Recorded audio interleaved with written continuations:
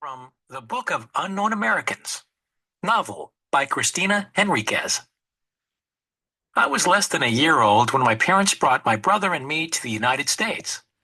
Enrique was 4.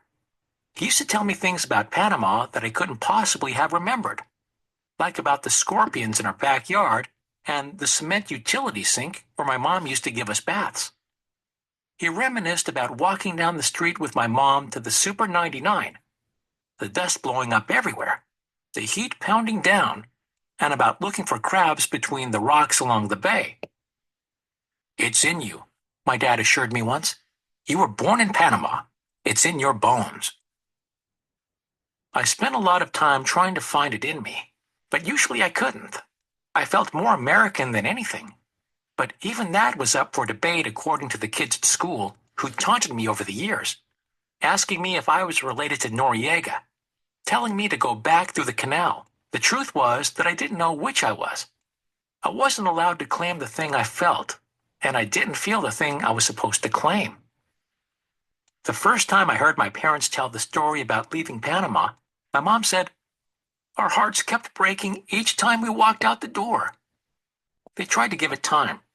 They assumed conditions would improve.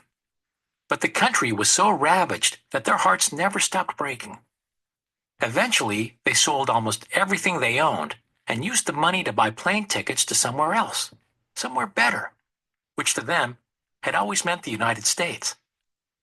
A while after I was old enough to understand this story, I pointed out how backwards it was to have fled to the nation that had driven them out of theirs. But they never copped to the irony of it. They needed to believe they'd done the right thing, and that it made sense. They were torn between wanting to look back and wanting to exist absolutely in the new life they'd created. At one point, they planned to return. They thought that with enough time, Panama would be rebuilt, and that their hearts, I guess, would heal. But while they waited for that day, they started making friends. My dad got a job as a busboy, and then, later on, as a dishwasher. Years passed. Enrique was in school, and I started too. My dad was promoted to line cook. More years slid by, and before they knew it, we had a life here. They had left their lives once before. They didn't want to do it again. So they applied for U.S. citizenship, sitting up at night reading the Constitution, a dictionary by their side, and studying for the exam. They contacted someone at the Panamanian consulate in Philadelphia who helped them navigate the paperwork.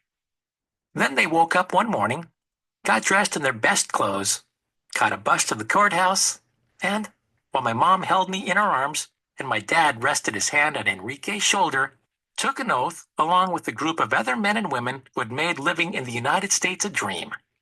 We became Americans. We never went back to Panama, not even for a visit. It would have taken us forever to save enough money for plane tickets. Besides, my dad never wanted to take time off from his job. He probably could have asked for a few days of vacation time, but even after years of being there, making omelets and flipping pancakes, he knew, we all knew, that he was on the low end of the food chain.